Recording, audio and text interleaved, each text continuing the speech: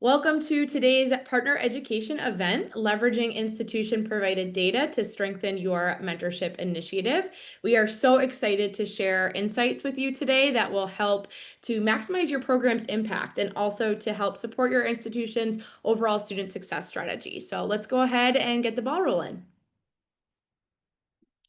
So a few housekeeping tips as always, just to kick us off. This webinar is being recorded and we will send you that recording as well as additional educational resources and follow-up messaging later this week. And you can also always find the recordings of all of our partner education webinars, today's and everything that we've done in the past in our Partner Knowledge Center, which is up on the screen. It's help.mentorcollective.org.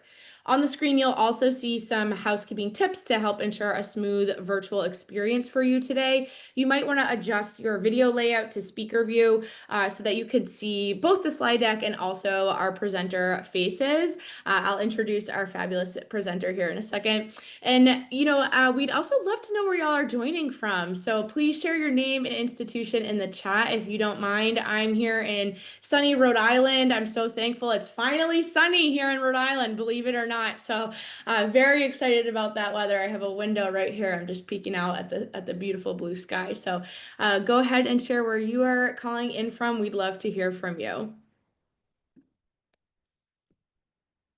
All right, so throughout the session, you can drop questions either in the chat or you're also welcome to use the Q&A feature. I'll be following both of those spaces, so I'll be able to see if you have a question. I'll be able to support you or raise that to Emily.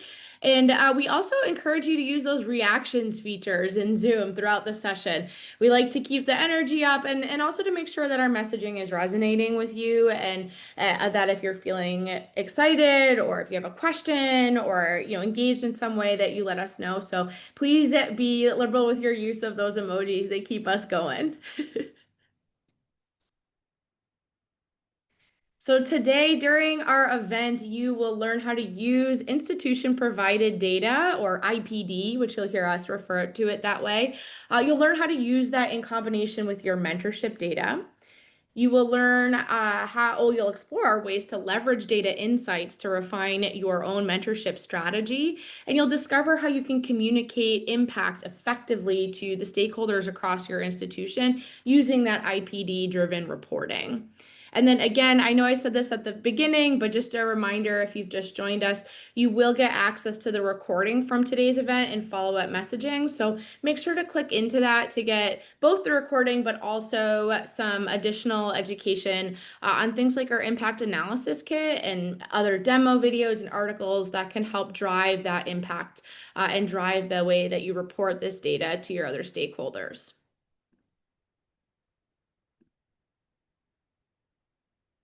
Okay, with that, I'll introduce myself. My name is Jen Caius. I'm Mentor Collective's Customer Education Manager. I create education opportunities here at MC that support building strong mentorship initiatives at your institutions. And I'm joined today by my incredible colleague, Emily Boisia. Emily, I'll pass it off to you to introduce yourself. Thank you so much. Speaking of introductions, Jen, I think we got a couple of questions in the Q&A feature that the chat was not working. So we'll hear, I guess, more from folks in the Q&A for now as to where they're from. But yeah, my name is Emily Boisia. My title here at MC is Program Health Analyst. In this role, what I do is that I analyze data from mentorship programs in ways that can help you all as MC partners to maximize the outcomes that you're looking to achieve with your mentorship programs.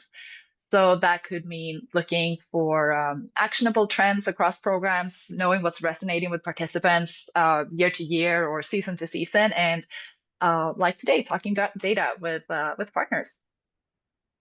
Awesome. Thank you, Emily. And thanks for the heads up there. I just fixed the chat, so we should be able to talk there. All right, I'll take it back from you to chat very briefly about one of the elements of a culture of mentorship, which is a data-informed approach. All right, so if you have attended some of our education events in the past, you've heard me talk about culture of mentorship. It's something near and dear to my heart, and it's something very important in creating institutions or impact of mentorship across your institution. So, if you look at that wheel on the right of my screen there, you'll see this culture of mentorship wheel. There are 6 elements in that wheel that promote an institution-wide culture of mentorship. And one of those elements is what we're talking about today, a data-informed approach to your mentorship initiative. So although every element is of course important, and we've dove into those elements in other webinars, today we really want you to focus on that data-informed mindset as you're thinking through all the great content that Emily will be presenting to you later. So when you're considering launching, scaling, or even sustaining your mentorship program, you really should be considering what data will support those efforts.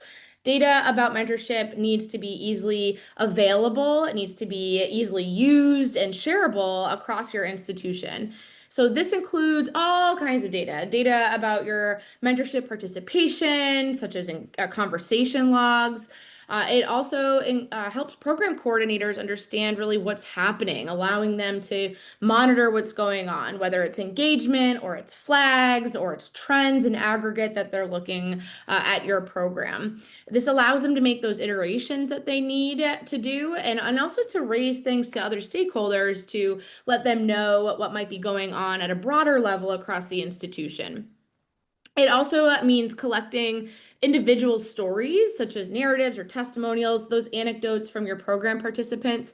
And you can actually see those right on your Mentor Collective partner dashboard if you head to the community page. After I pass it back to Emily, I'll drop a link to that in the chat so that y'all know where to find that.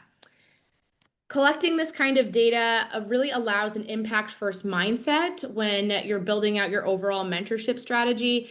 It ensures that action is taken based on key insights, and it also encourages sharing of those insights with, like I mentioned, with other key stakeholders at your institution. These people might have the ability to grow your program, right? To grow it, to expand mentorship, to provide more resourcing, more funding. And or they might be colleagues that are interested in just better understanding the student experience, maybe better supporting students, deans from other departments, or even honestly other participants that you might be looking to recruit. So a data-informed approach can drive really all of that. You might want to be mindful of all of the elements when you're considering how to communicate the data-informed approach. And I will drop a link to our recent white paper on all 6 of those elements in the chat as well when I pass it back to Emily. But there it is, data-informed approach to driving a culture of mentorship at your institution. And I'll hand off the reins to Emily to talk more about how IPD specifically can help drive that approach. Thank you so much. Yes, institution provided data, or IPD as we're going to be calling it. I think then the first thing that I would love to do with the group is just to kind of get a sense of what IPD means to you today as we're getting started. And then, yeah, there should be a little poll on everybody's screen.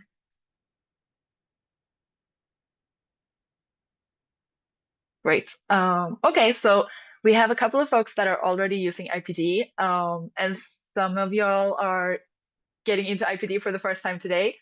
That's really cool. Okay, so about a mixture, which we'll see in a second, sounds about representative of MC partners generally. So we're saying IPD, institution provided data, that would be, we can distinguish that from maybe user provided data, information that participants provide about themselves into the MC dashboard. Like when a participant takes the matching survey, right? That's data that they're providing. So institution provided data, that is information that you have about your participants that you upload into your MC dashboard. And what it does, it really helps us make better data informed decisions that will work towards taking action for the outcomes that you're looking to achieve with your program. And when it comes to measuring the impact of your program too, super helpful to have that data in one place. So we'll look at all of those things a little bit more today. I did say that I wanted to share a little bit about how other MC partners are using IPD. So about half of everybody is using it today, which matches up what we're seeing in the poll right now, actually. What I think is really cool is that once the partner starts using IPD, it feels like y'all are leaning in, using more than one attribute, uploading more than one kind of data. Um, about just under 3 attributes is the average. We have one partner who is using up to 21 for a super informed approach in their dashboard. And a good majority use at least 2 attributes or more once they start using IPD. This is a good time for us to have this conversation, especially for all of you who have not been using IPD already. Folks are getting set up for the new academic year with IPD. So what you can do to get started after this webinar is next time you talk to your partner success manager, talk about getting IPD set up for your program. So to look at kind of an example of what action can we take with IPD, how can this solve problems? This is our student Miguel. We know from our student information system that Miguel is a commuter student. And then separately, I have my MC dashboard where Miguel has filled out a matching survey and indicated that their goal with mentorship is that they want to learn how to navigate campus services. As a fun fact, this was a goal that I think just over 1,000 mentees picked in 24-25 as like the reason that they really want mentorship. Okay, so with IPD, what we can do is we can know both of these things in one place. So I now know that Miguel is a commuter student who wants to learn how to navigate campus services. And if I wanted to support Miguel, having that fuller picture can be really helpful, right? But in addition to Miguel, now that I have this information in one place, I can easily pull a list and see maybe we have a whole group of folks that fall into those 2 categories that are commuter students looking to navigate campus services better. And now I can take action and maybe host some event or provide some tailored information to this group of participants. Very concretely speaking, IPD, once you log into your dashboard, here's where you're going to find it. First of all, in the PIC, the program information, program intelligence chart, that's the first thing that you see when you log into your MC dashboard. You can actually, it's maybe not super duper clear on the screenshot, but if you want to go ahead and log into your dashboard in a separate window, go right ahead. You can actually see that you look at a data point, in this case, how many people are registered. And then there's a second drop down for population. So you can find your IPD in here. And if we had uploaded commuter status, we would be able to see how many folks are registered by commuter status right here in the program intelligence chart. IPD is also available in your filters and in your exports. So when you're looking at participants and mentorships, you can narrow down, like we were saying with this example of commuter students who are looking to accomplish a particular goal. We can find that list right away in the dashboard with filters. Or of course, export filtered lists and do whatever you want with that data once you get it from your dashboard as a CSV. So what should you be uploading as IPD? We talked about commuter status, but there are infinite opportunities, really. We're going to talk more about what other partners have done. But I think what we want to do to start when it comes to IPD, it is information that you know about your participants, right? So you would upload something that participants either don't provide or that they don't know. You have folks in your dashboard who's never going to sign up, right? Like we invite people as contact, a bunch of people will then sign up and register and join the program, and some people won't. If you want to learn about that non-participating group, that's going to have to come through IPD, right? Like information that participants don't provide on their own. Or information that participants can provide because they don't know it. For example, when you upload advisors, that is something that you would know much better than most of your participants. So it makes more sense that that information would come from you, right, than from asking participants. As a bonus, also, if you know something about your participant already, you know what college they're in, you know what major they're in, you can make surveys a little shorter for your participants by just uploading that information, not having to ask that question for them. Yeah. But ultimately, what you want to have in your dashboard is information that's going to be important to you, to your department, to any stakeholder, right? And we'll see some partners who've used IPD to report for stakeholders that are maybe looking at funding, student support services for a particular group. You could think of your colleagues in different campuses or yeah, a bunch of stakeholders that are important to to your mentorship program or that you wish were more involved in your mentorship program. So uploading IPD that's going to be relevant for folks to find easily a list of students or a group of students that they might want to analyze a little deeper. That will be a good piece of data to upload as IPD. So how you might use it then is we've talked about this, like focusing on your outcomes. What do you want to accomplish with your mentorship program? If there's a group of students that you really want to support, or if you want to better understand trends and sense of belonging, you want to focus on your retention rates, you have your outcomes, upload IPD that can help you track how we're doing towards those outcomes, kind of see how different groups are faring, right? Like, is my retention better for some groups than others when they receive mentorship? Do I have some groups that opt into mentorship more than others? And once you've learned that, we can take action towards those outcomes. In addition, you can also use IPD in matching. So in addition to using it as, for data analysis, for data-informed decision making on your end, we can actually use IPD in the matching process. The way this works is that you invite a bunch of people to your program, as always, and then upload IPD. We can say, as an example, let's say we upload everybody's major, right? So before participants come to the point where they sign up and take a matching survey or don't take a matching survey, we would already know in the MC dashboard what everybody's major is. And the cool thing about this is that if a participant then takes the matching survey and shares other information about themselves, hobbies, life experiences, we will match them based on both the IPD and their additional self-provided information. Or if a participant does not take a matching survey, we have a partner who wanted to improve retention for their lowest retaining majors. I think one of those majors was exercise science. So they uploaded IPD for everybody who was in exercise science and then said, for these folks, whether they take a matching survey or not, I really want to improve their retention in this group. So I'm going to inform these students that they will receive a mentor. We're guaranteeing this kind of support. They wanted to opt out by all means, but otherwise they don't need to take any action on their end. We know that they are in exercise science, and I'm going to match them with an exercise science major for a mentor, whether or not they take the matching survey. So that is the second way that we can use IPD. So for data-informed decision making, taking action towards your outcomes, also really cool in matching. So let's look at what some of our partners have actually done with IPD. We've got a couple of examples on the screen right now. University of Wisconsin Superior. This is a really cool story. So one of their targeted outcomes with their mentorship program is we really want to understand those of our students who are online. What does their engagement look like? So then they went ahead and uploaded student status online or not online as IPD.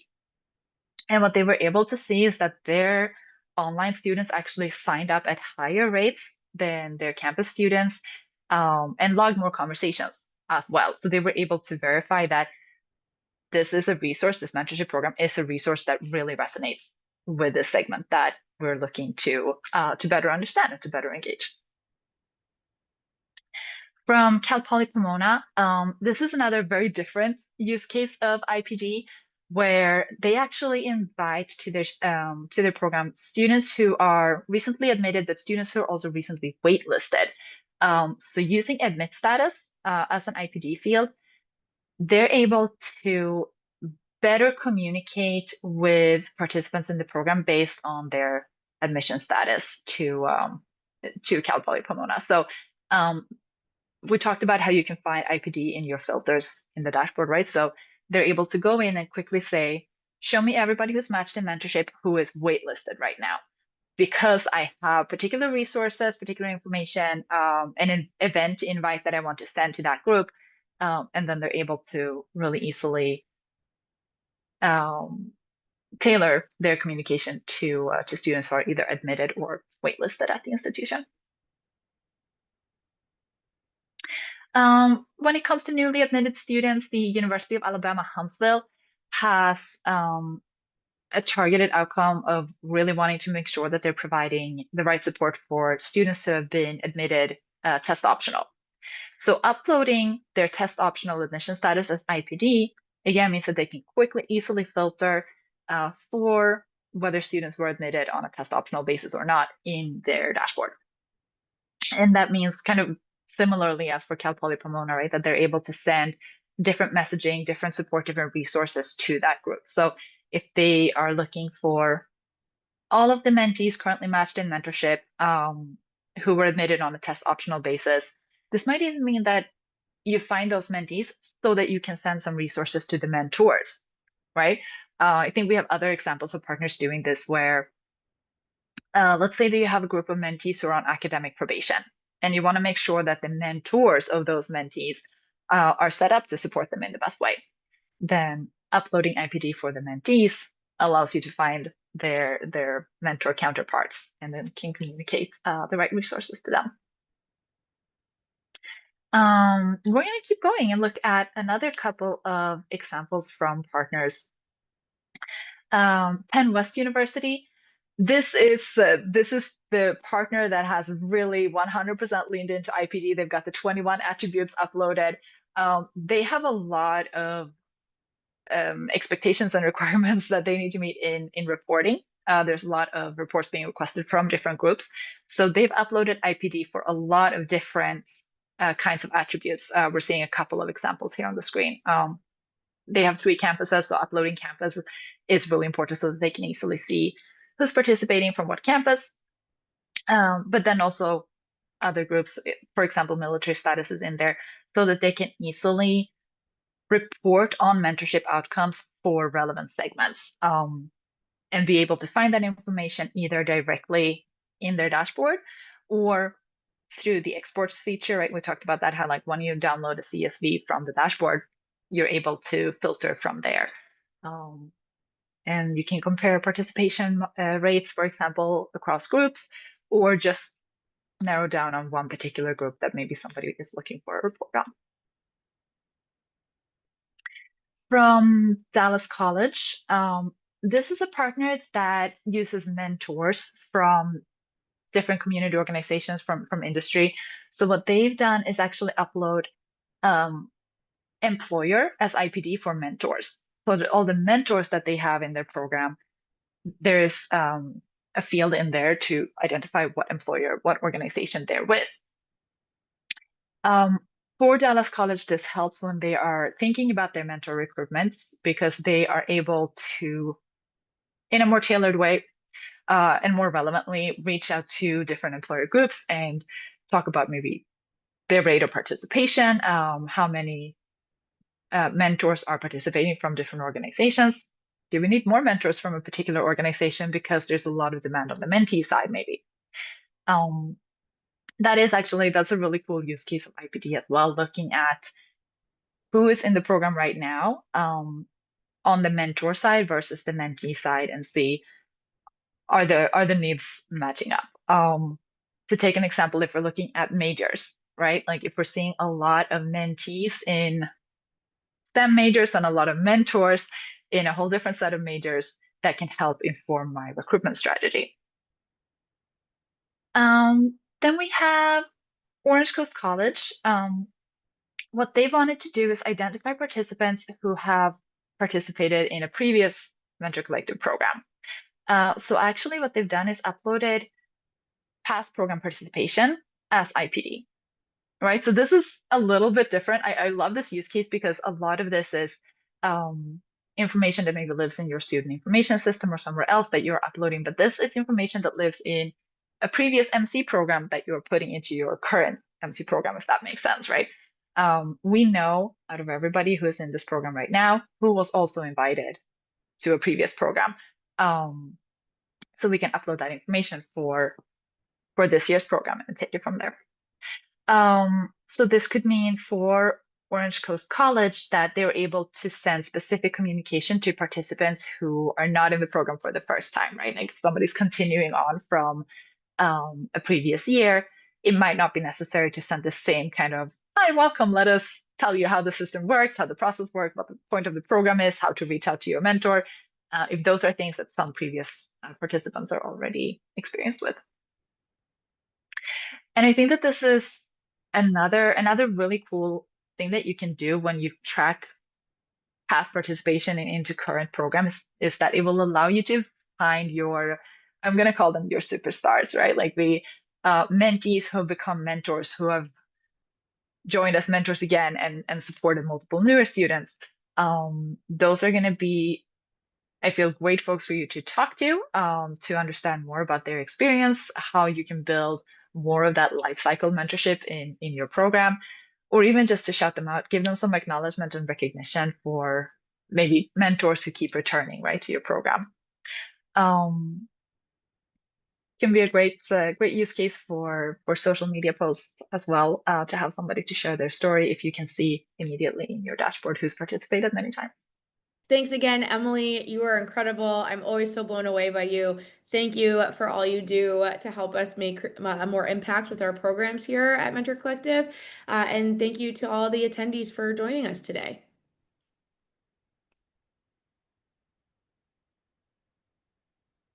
All right, I think that's everyone. So thanks, everyone. We'll see you down the road.